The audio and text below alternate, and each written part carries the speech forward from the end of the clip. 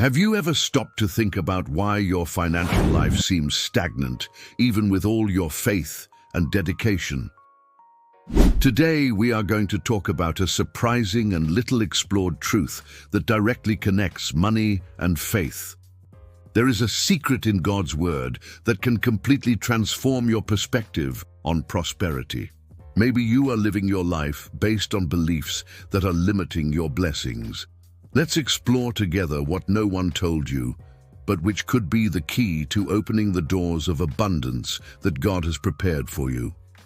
The truth is that money is not a problem for God. On the contrary, He wants you to have the resources to fulfill the plans He has for your life. We often misinterpret the relationship between wealth and spirituality. Money is seen as something negative or even as an obstacle to holiness. But is this really what the Bible teaches? In several passages, God makes it clear that He wants the work of our hands to prosper, but there is a way to do so. Faith without action is dead, and action without knowledge leads us to repeat the same mistakes. A powerful example is in Proverbs 3:9-10, which says, "Honor the Lord with your possessions and with the firstfruits of all your income, and your barns will be completely filled." This passage is not just a promise, it is a principle. When we put God first in our finances, we create space for Him to act. But honoring God with our possessions does not just mean tithing or offering. It is also wisely administering what He has entrusted to us. When we are good stewards of what we have, we show Him that we are ready to receive more. Many people are afraid to talk about money in the context of faith.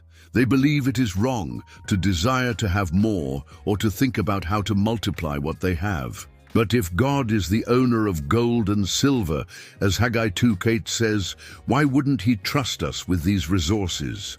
The difference is in the purpose. Money in the hands of someone who understands God's purpose becomes a tool of blessing, not a source of selfishness. That's why it's so important to align our financial intentions with His plan. God does not want you to be a slave to money, but rather that you manage it in a way that honors His name. And now, perhaps you're asking yourself, but how do I apply this in practice? Here's a simple but transformative step. Start by analyzing where your money goes today. Are you investing in order to multiply or just surviving? Then establish a clear purpose for your resources. No matter how much you earn, when you put God at the center and direct your efforts towards something greater, things begin to change.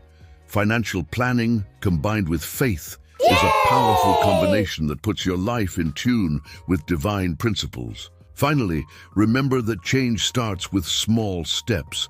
No matter where you are today, God can do a lot with the little you offer Him. When you turn your financial life into His hands and act wisely, blessings come.